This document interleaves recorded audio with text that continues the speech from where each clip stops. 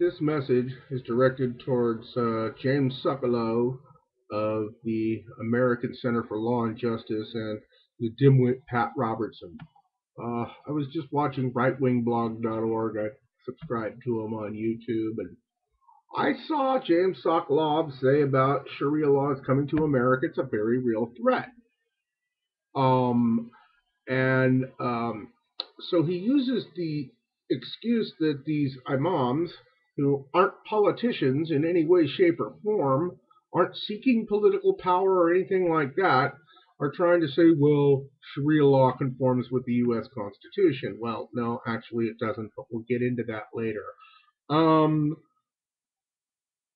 He comes up and says, it can be, of course, it's compliable because the Constitution can be changed through the amendment process. And they both sit there and talk about it like amending the Constitution's an easy thing to do. Like it can be done. Like Sharia law can be done that way. Well, no, that's never going to happen, Mr. Sekulow, because you obviously don't understand how the U.S. Constitution is amended. So, first of all, the whole idea of an amendment to the Constitution must be brought about by at least two-thirds majority vote to even propose a U.S. constitutional amendment. Two-thirds of the state of the Senate, and here, let me check and make absolutely sure I'm right on this. I could read this whole thing, but I'll just put a link to how this is done.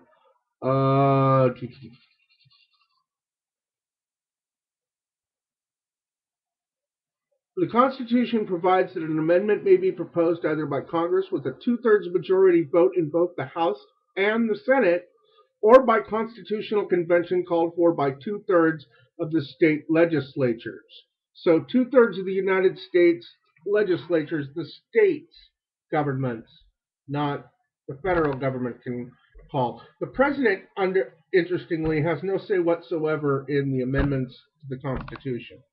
He's out of the loop. He doesn't have a say in it.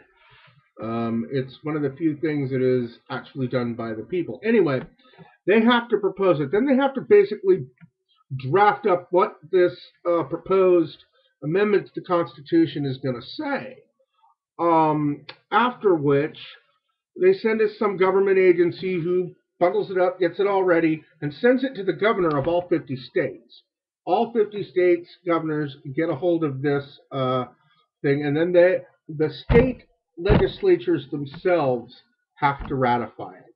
So not only does the U.S. government government in D.C. have to ratify it, it has to be ratified by the separate state legislatures of two-thirds of the United States, of 38 states out of 50, have to ratify it by two-thirds, by majority or regular majority or two-thirds majority. Hold on.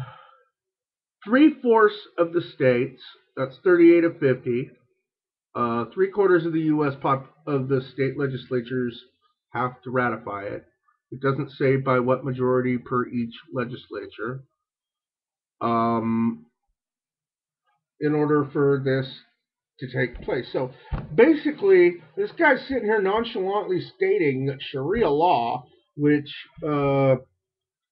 you lose your right to free speech. I believe under Sharia law, if you criticize in any way, shape, or form the Quran, the Prophet Muhammad, or Allah, you can be put to death.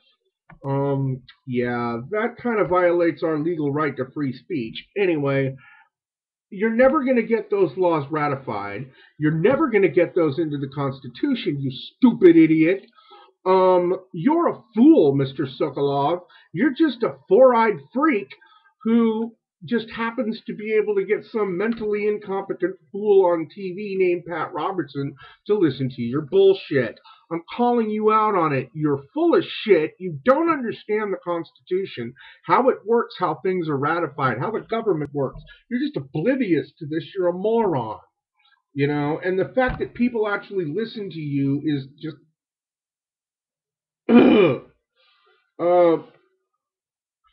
it's not a threat. Sharia law can never come to the United States through a U.S. constitutional fucking amendment.